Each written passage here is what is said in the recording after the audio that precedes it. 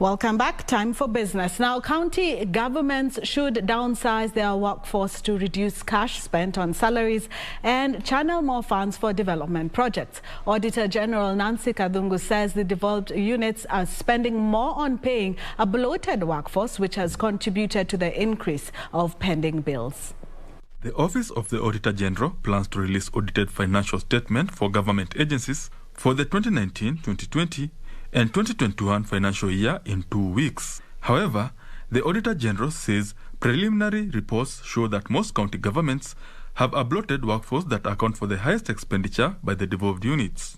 On matters to do with the wage bill, on matters to do with the constitution of the staff, in terms of balancing, regional balancing. And we know this is a requirement of the Constitution and the law that there must be balanced employment in most of this in the public sector institutions. She is urging the devolved units to consider restructuring their payroll and prudently employ staff. What we are recommending is that the institutions continue improving.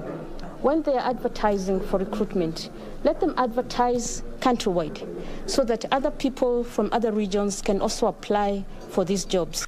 While advising institutions to prudently borrow, the Auditor General says proposal by the National Treasury to continue bailing out institutions that are struggling financially should be limited to those that are economic viable. We can't keep funding entities year in, year out, and they are not able to stand on their own 2 feet. So it is very, very critical that the universities also become self-sustaining. Public entities will be required to start including all their assets when balancing their books as government institutions transition from cash-based to accrual accounting for public institutions. Things like pensions, liabilities, like public debt and all that, we'll now be able to have a visibility of it once we move to accrual accounting, and there'll be much better accountability. Now, if we move into accrual accounting, then we are then able to capture issues of liabilities which go by the name pending bills. Benson Ruba reporting for Prime Edition.